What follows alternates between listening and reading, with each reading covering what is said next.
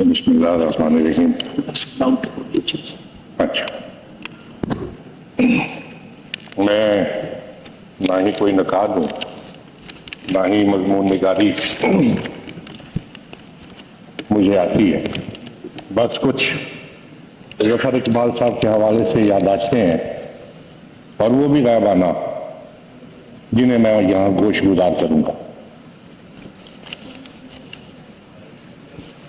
ज़फ़र इकबाल साहब की शायरी पर गुफ्तगू करने के लिए लाजमी है कि बंदा उनके कद काट का नहीं तो कम अज कम उनका निस्फ तो जरूर हो, जो कि मैं हरगिज़ नहीं हूं। इसलिए मेरा ये मजमून उनकी शायरी पर नहीं, बस कुछ याददाश्तें हैं जिन्हें यहाँ गोश गुजार करना चाहूंगा। यहाँ किसी को भी कुछ हस्बे आरज़ू ना मिला, किसी को हम ना मिले और हमको तू ना मिला। जब ये शेर मेरी याददाश्त का हिस्सा बना और मैंने इसे दोस्तों को सुनाकर मशहूर किया तो मेरी उम्र कोई 22-23 साल की थी। ये किंगरवुड मेडिकल कॉलेज का जमाना था और मैं भी इसी किस्म की शायरी का दिलदादा था और खुद भी ऐसे ही शेर कहता था, जैसे कि जी लूंगा कि मर जाऊंगा कुछ कह नहीं सकता, ये तय है तेरे बाद मैं खुश रह नहीं सकता। इस शेर ने मुझ में इस शायर का सुराग लगाने की ख्वाहिश बेदार की तो पता चला कि ये शेर ज़फ़र इकबाल का है, जो पेशे के एतबार से वकील हैं और उकाड़ा में रहते हैं। शायरी की किताबें खरीदने और पढ़ने की लत मुझे लड़कपन से थी। मुख्तलिफ शोरा कराम के अशार हजारों की तादाद में मुझे अज़मत थे, तो मैं ज़फ़र इकबाल साहब की आब रवां भी खरीद लाया। ख्याल यही था कि यह किताब अहमद फराज की जाना जाना, उबैदुल्लाह अलीम की चांद पे चेहरा सितारा आंखें, या मोहसिन नकवी की बरगे सहरा, या फिर मुनीर नियाज़ी की शायरी जैसी तो जरूर होगी, जो मेरे रुमानवी मिजाज की सरशारी का बायस बनेगी। मगर मुझे अपनी रुमान परवर आंखों से किताब पढ़ने के बाद जो धचका लगा वो मैं बयान नहीं कर सकता। मुझे उम्मीद थी कि किताब से ऐसे शेर बरामद होंगे, अजीज इतना ही रखो कि जी संभल जाए, अब इस कदर भी ना चाहो कि दम निकल जाए। कुछ दिन तो बसो मेरी आंखों में, फिर ख्वाब अगर हो जाओ तो क्या, मैं तन्हा था मैं तन्हा हूं, तुम आओ तो क्या ना आओ तो क्या। वो जिसका नाम भी लिया पहेलियों की ओट में, नजर पड़ी तो चुक गई सहेलियों की ओट में। छलकाए हुए चलना खुशबू लबे लाली की, एक बाग सा साथ अपने महकाए हुए रहना, एक शाम छिका रखना काजल के करिश्मे से, एक चांद सा आंखों में चमकाए हुए रहना। अब के तजदीद वफा का नहीं इम्कान जाना, याद का क्या तुझको दिलाऊं तेरा पैमा जाना।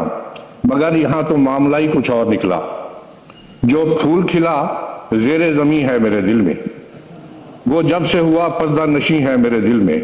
नाचीज है सद मोहरे सुलेमा मेरे नजदीक, बल्कि इसके होठों का नगी है मेरे दिल में।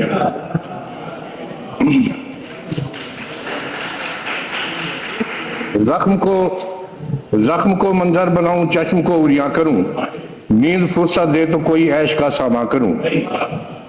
नकाबे गम से ना अबरे निशाद से निकला, वो चांद हूं कि खुद अपनी ही जात से निकला। कहां मैं मोहब्बत और रुमानियत की आग से भरा हुआ, और कहां दिमाग की बत्ती गोल कर देने वाली ये रूखी फीकी शायरी। दिमाग पर खामखा का बोझ डालने की बजाय किताब की बेदिली से वरक गर्दानी के बाद मैंने इस किताब को भी उठाकर उन किताबों में रख दिया जहां मजीद अमजद की शब रफ्ता पहले से पड़ी हुई थी।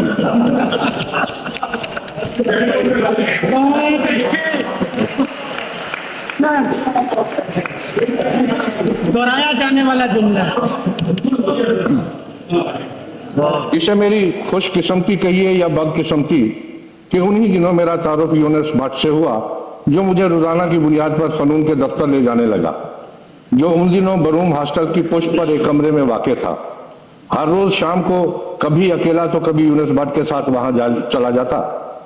यूं रोजाना की बुनियाद पर एजाज रिजवी, अब्बास ताबिश, डॉक्टर जावेद अनवर मरहूम, नजीब अहमद, खालिद अहमद और आरिफ महमूद और अहमद नदीम कासमी साहब से खामोश मुलाकातों का सिलसिला चल निकला। खामोश इसलिए कि वहां मैं ना 3 में होता था और ना 13 में। मैं वहां चुपचाप एक कोने में जाकर बैठ जाता और उनकी गुफ्तगू सुनता रहता। खैर, ये तज़किरा तो सिर्फ कुछ यादें ताज़ा करने के लिए दरमियान में आ गया। अब मैं असल बात की तरफ आता हूँ, जिसने मुझे नाबुगा शोरा की शायरी की तरफ राग़िब किया।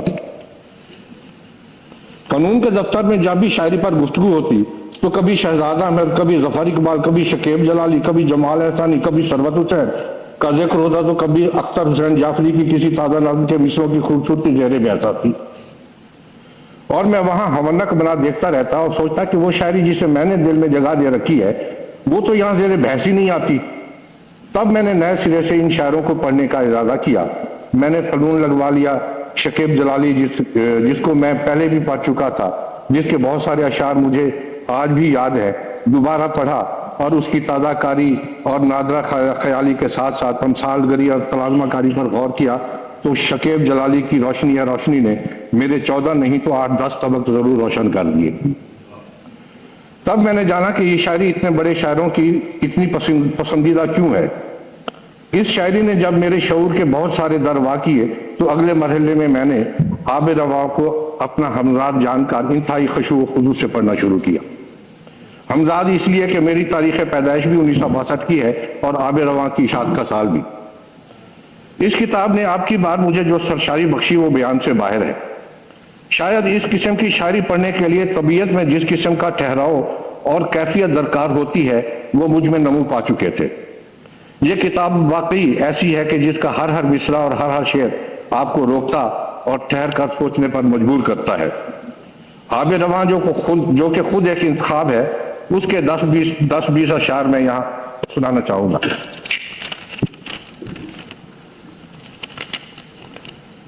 तेरे लबों पे अगर सुख ये वफा ही नहीं तो ये बनाओ ये सजदा तुझे रवाही।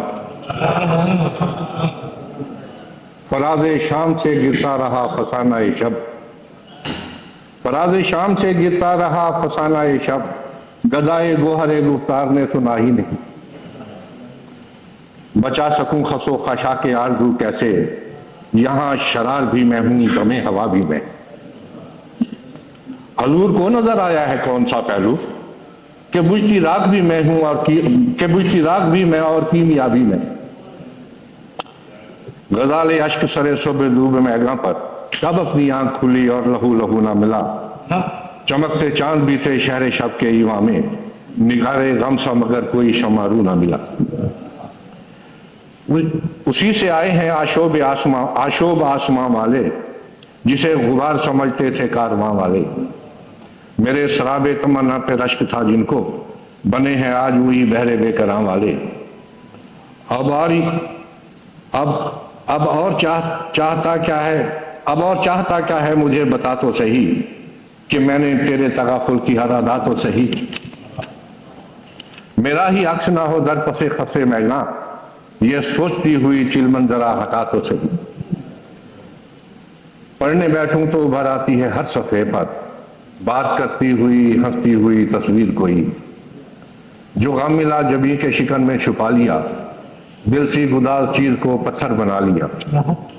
कागज के फूल सर पे सजा कर चली हयात, निकली वरूने शहर तो बारिश ने आ ली।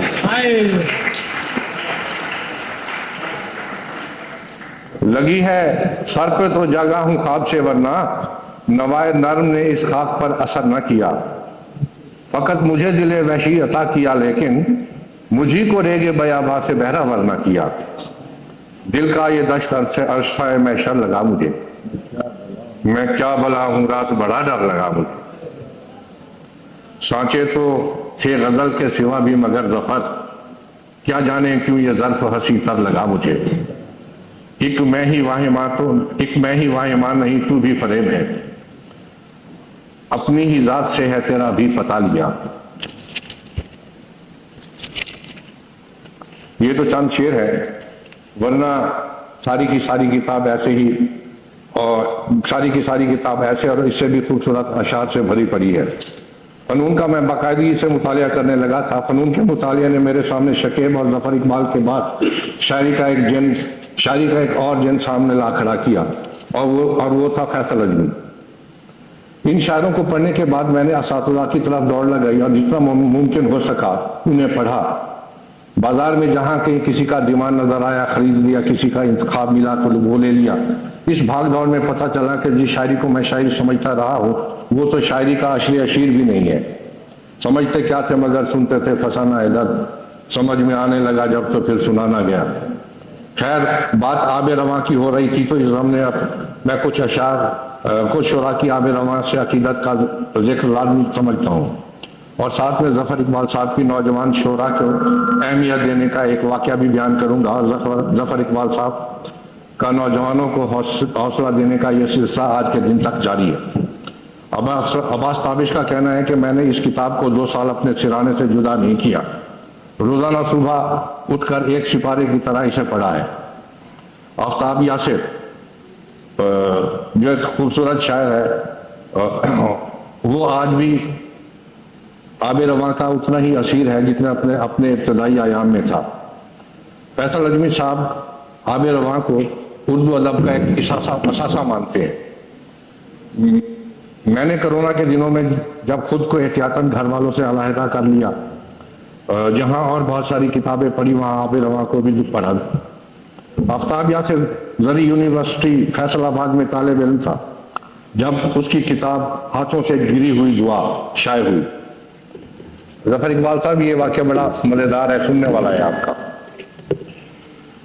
हाथों से गिरी हुई दुआ शाये हुई।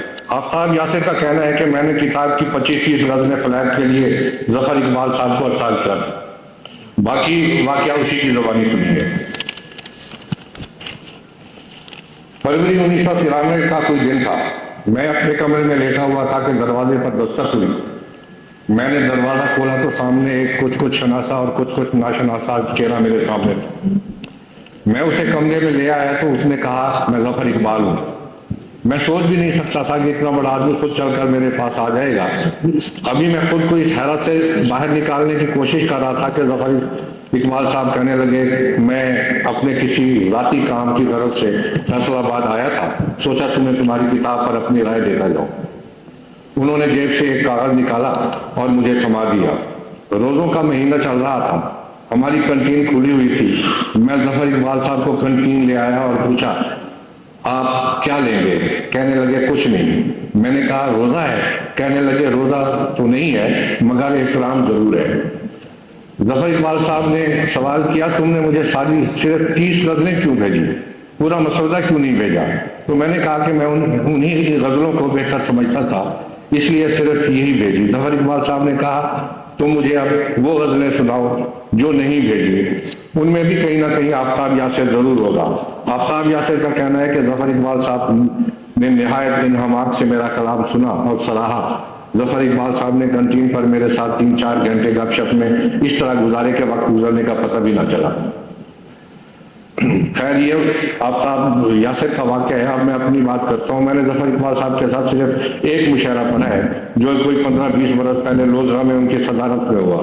तब मेरी किताब भेजी ताज़ा छपी थी। मुशायरे के बाद मैंने उन्हें अपनी किताब दी और भूल गया, क्योंकि अक्सर शोरा कराम किताब पढ़ भी लें तो अपनी राय का इजहार नहीं करते, मगर तीसरे दिन मुझे एक रजिस्टर डाक मसूल होती है और उसमें जफर इकबाल साहब का अपने लेटर पैड पर अपने हाथ का लिखा तबसरा होता है।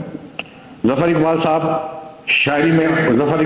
का शायरी में अनथक काम है। उन्होंने उर्दू अदब को लगभग 30-32 शेरी मजमूए दिए हैं।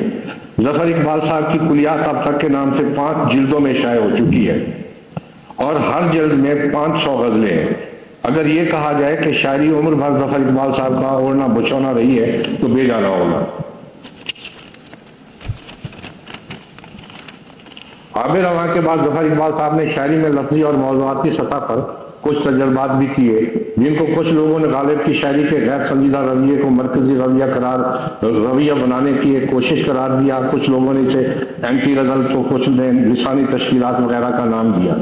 मगर गौर करने वाली बात यह है कि जिस शायर ने 60 की दहाई में उर्दू अदब को आब रवा जैसी किताब देकर नए जायके और नए रंग से आशना करवाया, वो शख्स इसका हक रखता था कि गजल के इम्कानात को वुसअत देने के लिए उस पर तजर्बात करता।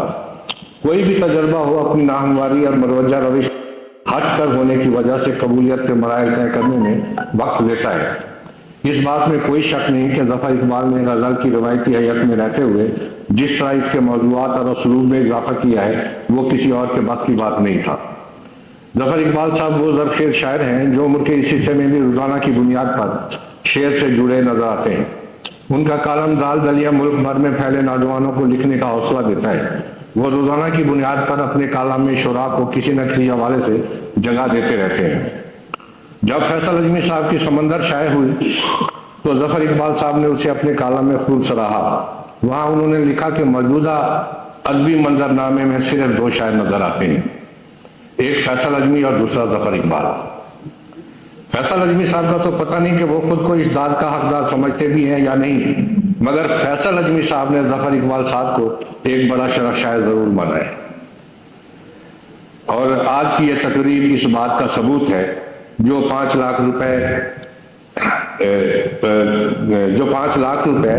इस महफिल और एक यादगार शील्ड पर मुश्तमिल है।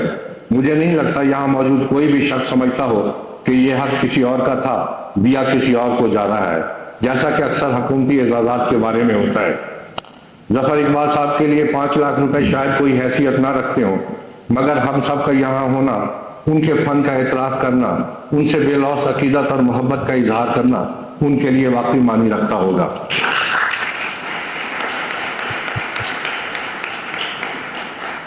आज की ये तकरीर मेरे इस शेर को सरासर गलत साबित कर रही है और मुझे जिसकी बेहद खुशी है। कबीर चल बसी आखिर बुजुर्ग तन्हाई, दिया ना वक्त जमाने ने और ना इज्जत दी। खुदा हमारे बुजुर्गों का साया हमारे सरों पर तादेर सलामत रखे और इसी तरह वो हम पर और हम उन पर अपनी मोहब्बत निछावर करते रहे। आमीन। शुक्रिया।